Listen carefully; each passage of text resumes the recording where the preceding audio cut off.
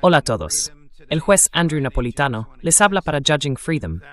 Hoy es viernes, 26 de junio de 2026. Ancha Parampil, que no había estado con nosotros desde que dio a luz a un precioso niño, se une hoy al programa. Anya, gracias.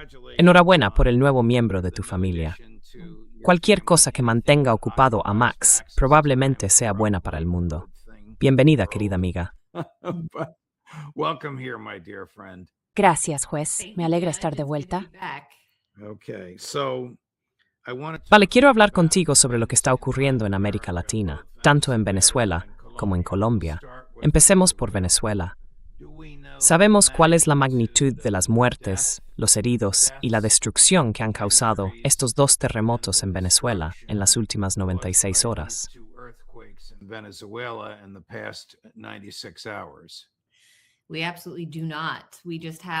En absoluto. Solo tenemos estimaciones iniciales que hablaban de unas 600 personas muertas.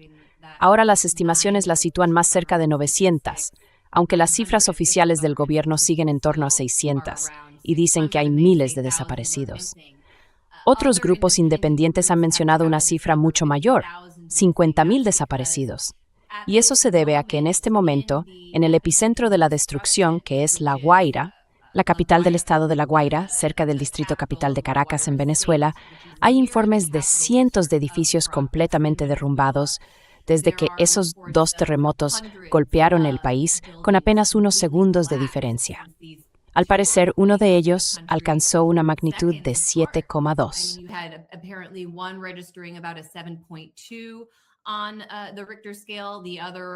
En la escala de Richter, el otro fue de 7,5 y ocurrió justo después. Son terremotos que no se habían visto en Venezuela en más de un siglo. Y quiero señalar que La Guaira, la ciudad de la que estamos hablando ahora, está bajo los escombros. Fue también el escenario de otro suceso terrible en 1999, cuando una tormenta enorme descargó tanta agua sobre la costa que provocó un deslizamiento de tierra gigantesco. En aquel momento, las montañas empujaron a decenas de miles de personas hacia el mar. Así que es un lugar que ya trae desastres naturales antes, pero nada comparable a la magnitud de la destrucción actual, con el derrumbe de edificios y la devastación generalizada, una auténtica catástrofe de infraestructuras.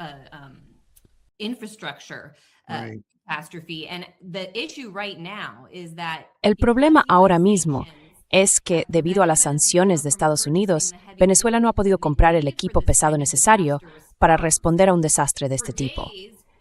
Durante días hubo personas atrapadas bajo los escombros. Venezuela en realidad no tenía los camiones ni el equipo necesario para rescatar a la gente.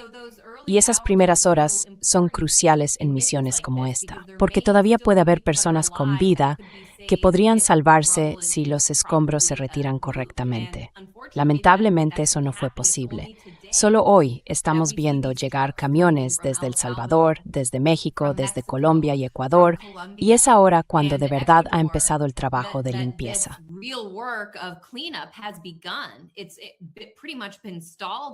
Hasta ahora prácticamente todo ha estado paralizado, con los equipos de rescate quejándose de que no tienen medios para mover los escombros. Y una vez más, estas sanciones de Estados Unidos han dejado claro que impiden a Venezuela comprar esos camiones.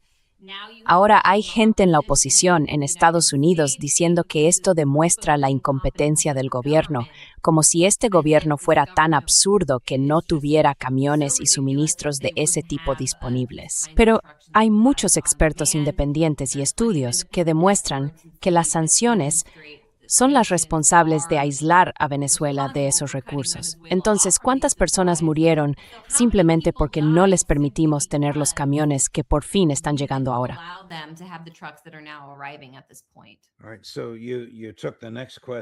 De acuerdo. Así que me has quitado la siguiente pregunta de la boca. ¿Qué es la dimensión geopolítica de todo esto? Hay un mapa que muestra el epicentro del terremoto. Se ve el azul del océano y el verde de la tierra, y se puede ver dónde ocurrió el terremoto, dónde golpeó. También se puede ver, si uno mira con atención, que a la derecha de ese epicentro está Caracas. Se distingue si se mira bien. Esa, por supuesto, es la capital.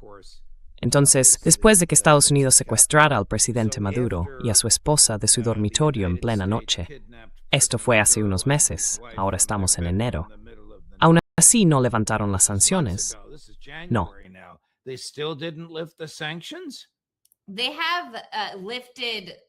Han levantado algunas sanciones específicas para permitir contratos comerciales y acuerdos petroleros, según lo que el gobierno de Estados Unidos considera apropiado. Pero no ha habido un levantamiento general de las sanciones, no.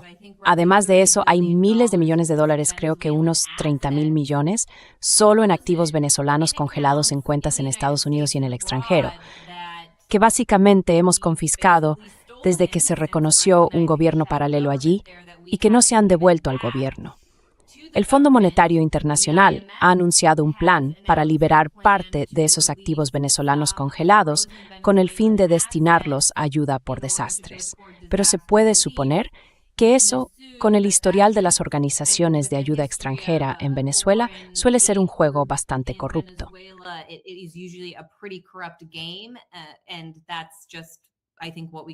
Y eso es, creo, justo lo que podríamos esperar de los contratos que Estados Unidos está imponiendo y que van a ir a parar a las empresas del país que el propio gobierno quiere favorecer. Ya hay un reportaje en The Gray Zone, publicado recientemente por mi marido, donde hablamos de cómo Mauricio Claver Carone, una persona que ni siquiera forma parte de la administración Trump, está actuando prácticamente como un negociador empresarial privado. Él mismo se presenta como el Jared Kushner de América Latina, cerrando este tipo de acuerdos. Estoy segura de que va a intervenir y tendrá un papel importante en la gestión de esta ayuda si Estados Unidos y sus aliados van a encargarse de administrarla y liberar los activos bajo la administración Trump.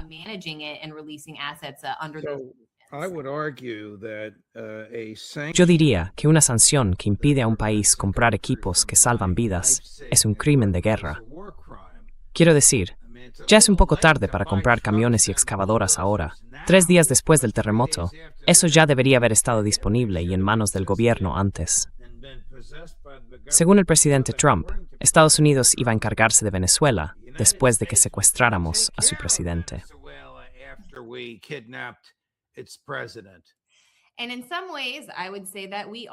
Y, en cierto modo, diría que sí lo estamos, aunque no de una forma en la que el pueblo venezolano tenga necesariamente algo que decir. Lo que ocurre es que ahora estamos viendo cómo Estados Unidos consolida los avances que su propio ejército ha logrado en cuanto a su presencia en Venezuela desde que Maduro fue derrocado el 23 de enero.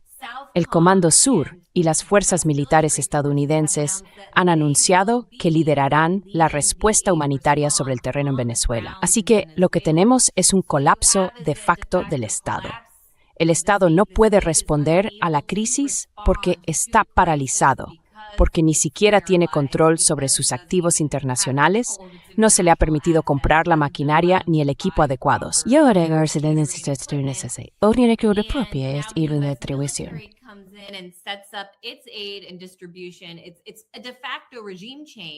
es de hecho un cambio de régimen basado en un gobierno chavista en el poder. Y lo que tenemos que recordar, juez, es que esa línea ya se cruzó tras la destitución de Maduro el 23 de enero. Desde entonces, Estados Unidos llevó a cabo un ataque militar en territorio venezolano soberano, en el que murió Nino Guerrero, el hombre que, según ellos, era el líder de ese grupo, el Tren de Aragua. Tú lo has mencionado, lo hemos comentado en este programa. Era un grupo respaldado por Estados Unidos que en realidad no funcionaba como un grupo narco legítimo, pero que, por alguna razón, se convirtió en amigo favorito de la administración Trump y de Marco Rubio para justificar la intervención continua en Venezuela y los bombardeos frente a sus costas, que culminaron con la detención de Maduro.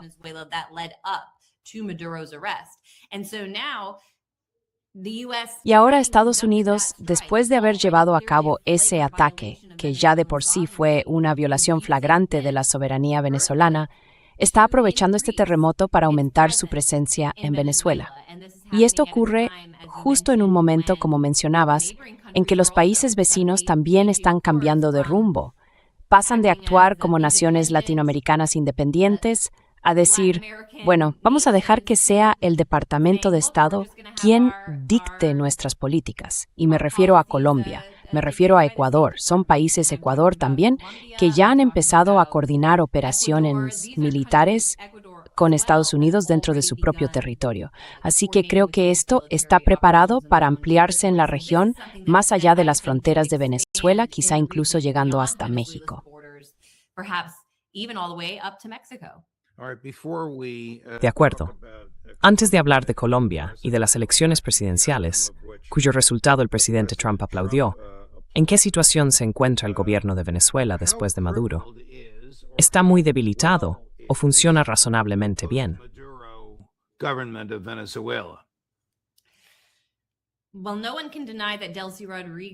Bueno, nadie puede negar que Delcy Rodríguez, la sucesora de Maduro, es una mujer capaz. Ha hecho viajes internacionales, su primer gran viaje internacional fue a la India.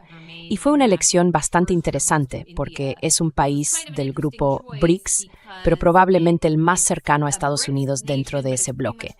Así que fue allí básicamente para reunirse con Marco Rubio, el secretario de Estado estadounidense, y con Sergio Gore, el embajador de Estados Unidos en la India. Una visita directa a Estados Unidos habría sido quizá demasiado impactante en esta etapa de su presidencia. Y de alguna manera, gracias a esa relación que ha ido construyendo con Estados Unidos, una relación que ya existía antes de la salida de Maduro, ha podido establecer alianzas con líderes empresariales y, al parecer, incluso empezar a cerrar acuerdos con el Fondo Monetario Internacional, algo que ni el gobierno de Maduro ni los de Chávez antes que ella habían intentado realmente hacer.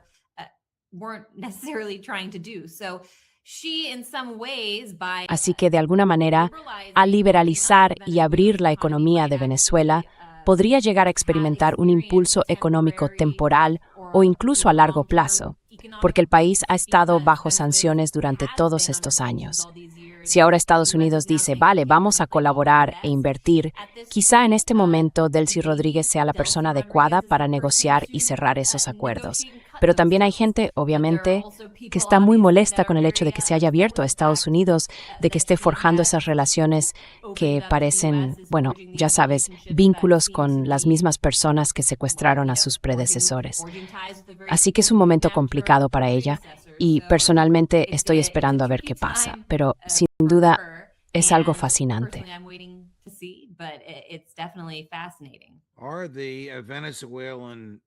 ¿El pueblo venezolano está con ella o no? ¿Hay resentimiento por la caída del presidente Maduro? Bueno, no debería decir caída. El caso contra él es un disparate y podría perfectamente ser desestimado. Y tuvo suerte con el juez federal que le tocó, porque de todos los jueces federales, conozco a la mayoría de los que trabajan en ese tribunal del Bajo Manhattan. Si alguno fuera a desestimar el caso, sería este juez. Pero dejando eso aparte, no estamos aquí para hablar de los defectos de las acusaciones contra él, sino de cómo la recibe el pueblo venezolano, como una figura de transición o como una presidenta legítima. Yo creo que sin duda se la ve como la presidenta legítima. No hay nadie más que pueda asumir su papel en este momento. Y creo que, ¿qué pasa con esa mujer tan excéntrica que recibió el Premio Nobel de la Paz, la que supuestamente se lo dio a Trump?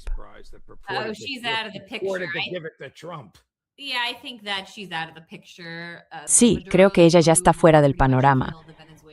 La salida de Maduro prácticamente acabó con la oposición venezolana en muchos sentidos, porque ahora tienes al gobierno chavista, con Delcy al frente, haciendo muchas de las cosas que quizá a Estados Unidos le habría gustado que hicieran las figuras de la oposición, pero bajo la dirección del chavismo, que sigue siendo el proyecto político popular del país. No pueden deshacerse de él. Y eso es porque, para responder a tu pregunta, ¿está la gente con Delcy? Mira, no he estado en Venezuela esta vez, así que no puedo afirmarlo. Lo que sí sé es que el movimiento del pueblo venezolano, la base del chavismo, es independiente del Estado y del gobierno.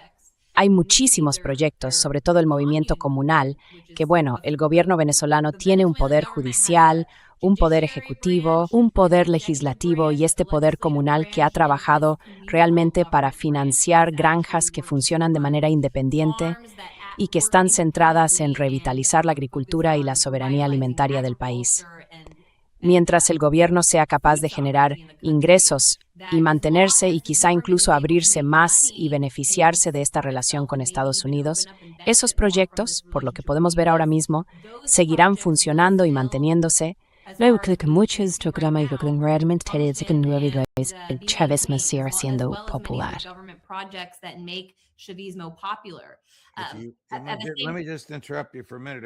Déjame interrumpirte un momento. Si miras la pantalla, CNN informa de más de 900 personas muertas, mientras los equipos de rescate se apresuran a encontrar a las víctimas del terremoto. Los rescatistas no disponen de maquinaria moderna de construcción por las sanciones que siguen vigentes, impuestas por Marco Rubio y su grupo.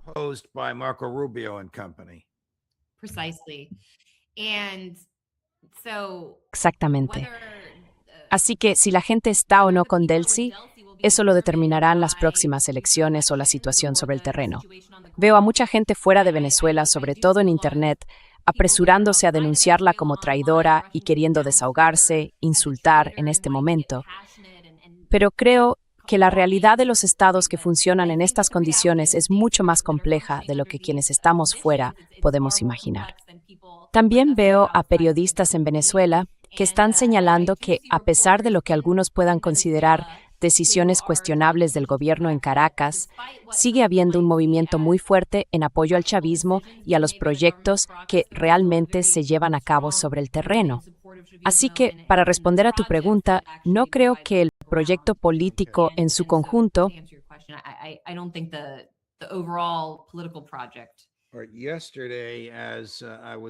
Ayer, cuando estaba terminando, cuando su marido Max y yo estábamos terminando la entrevista, porque yo tenía otro compromiso, él dijo en el programa que hubo un fraude masivo en Colombia por parte de los seguidores de la persona que afirma ser el nuevo presidente electo, quien, por supuesto, contó con el respaldo del presidente Trump. ¿Qué nos puedes contar sobre esto, Anya?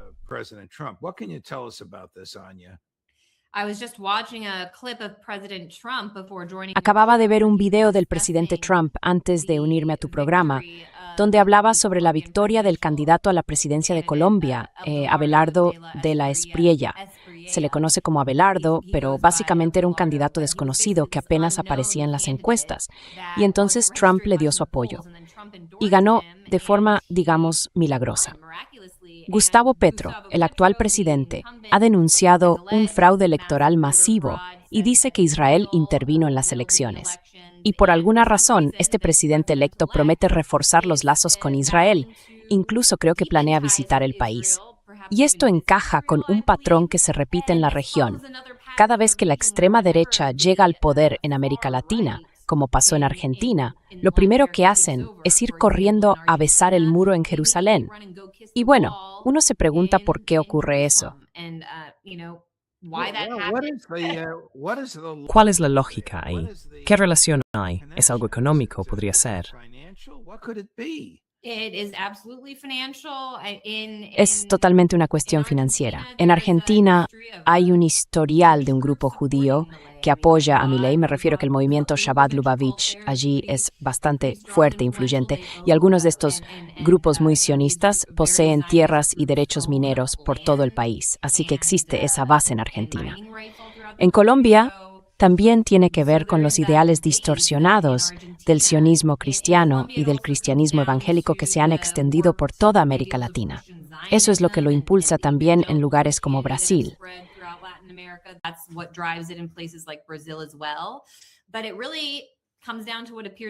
Pero en el fondo parece que estamos ante una especie de extraña alianza política internacional. Incluso en los últimos 2 o 3 días, Israel ha anunciado que enviará tropas, equipos médicos y de ayuda a Venezuela, un país que bajo el mandato de Chávez rompió relaciones con Israel. Así que esto es una catástrofe. Es un momento muy difícil en la historia de Venezuela. Es complicado sentarse aquí y afirmar que Chávez o Maduro no habrían aceptado ayuda de Israel en este momento porque no lo sabemos, pero es una pregunta interesante, sin duda. Y sí, creo que lo es.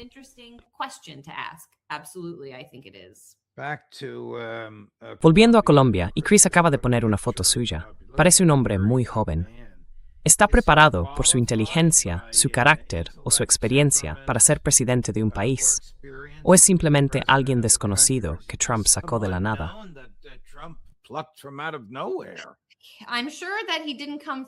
Estoy seguro de que no apareció de la nada. Me gustaría saber la historia real de cómo llegó a tener tanta notoriedad de la noche a la mañana. Pero lo único que puedo decir, basándome en el hecho de que presumía de encender petardos en gatitos y verlos gritar, es que no es alguien a quien yo elegiría para dirigir nada.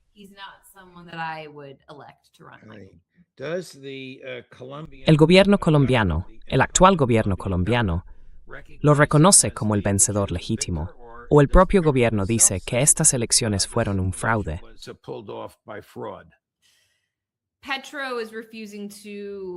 Petro se niega a reconocer la votación, los resultados. A partir de aquí, no lo sé simplemente porque no sigo Colombia tan de cerca como Venezuela, pero supongo que incluso si hubiera un fraude enorme, no cambiaría nada, y que esta figura acabará asumiendo el poder en Colombia.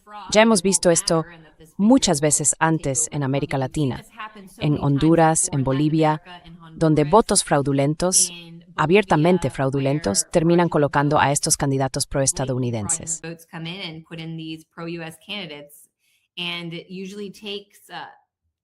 Y normalmente hace falta una acción popular prolongada en favor del pueblo, con protestas y organización. En Honduras, por ejemplo, organizaron un partido político completamente nuevo para desafiar a un régimen fraudulento. En Bolivia, los campesinos y agricultores llegaron a tomar las armas y amenazaron con una revuelta y una huelga armada contra la dictadura militar, con el objetivo de derrotar a ese régimen. Así que, en Colombia, supongo que el poder simplemente cambiará de manos y que Estados Unidos aumentará su militarismo y su presencia en el país, igual que está haciendo ahora mismo en Venezuela.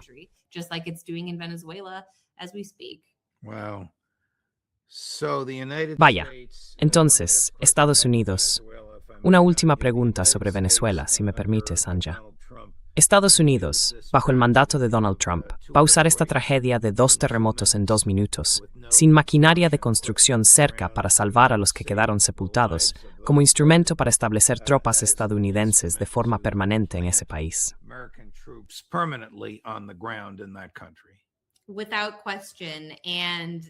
Sin duda.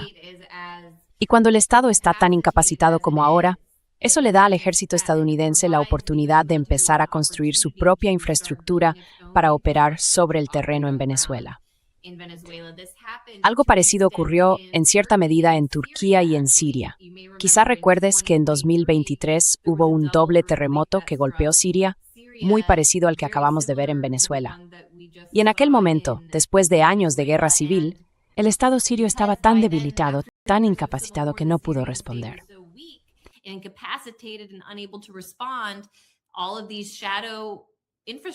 Toda esa infraestructura en la sombra, la infraestructura gubernamental, los grupos de cambio de régimen que Estados Unidos y sus aliados habían creado en la región, como los cascos blancos de los que hemos hablado mucho en The Grey Zone, intervinieron.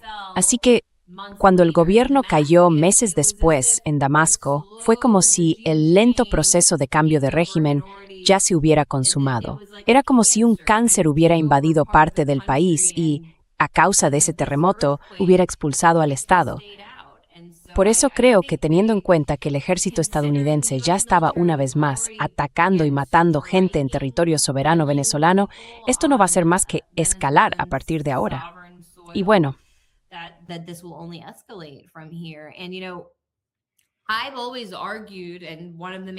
siempre he defendido, y es uno de los puntos principales que trato en mi libro sobre el golpe corporativo en Venezuela, que tiene sentido que Estados Unidos y Venezuela sean aliados. Desde la perspectiva venezolana, no tiene sentido que tus mejores aliados, tus mejores amigos, sean China, Rusia, Irán y Turquía.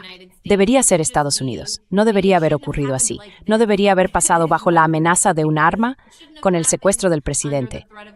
Ahora, con esta crisis del terremoto, podríamos habernos entendido, haber tenido una visión con desarrollo. Pero quizá eso sea una fantasía. No lo sea. Anja Parampil, Un placer charlar contigo. Como te decía antes de empezar en directo, me hizo muchísima ilusión cuando me contactaste y dijiste que querías venir a hablar de este tema. Espero que vuelvas y nos visites con frecuencia. Claro, un placer, juez. Encantado de volver a hablar con usted. Gracias. Todo lo mejor. Y más tarde hoy, si nos estás viendo en directo en 34 minutos, a las 4 en punto, hora del este, la mesa redonda de la comunidad de inteligencia con Larry Johnson y Ray Govan, el juez napolitano para Judging Freedom.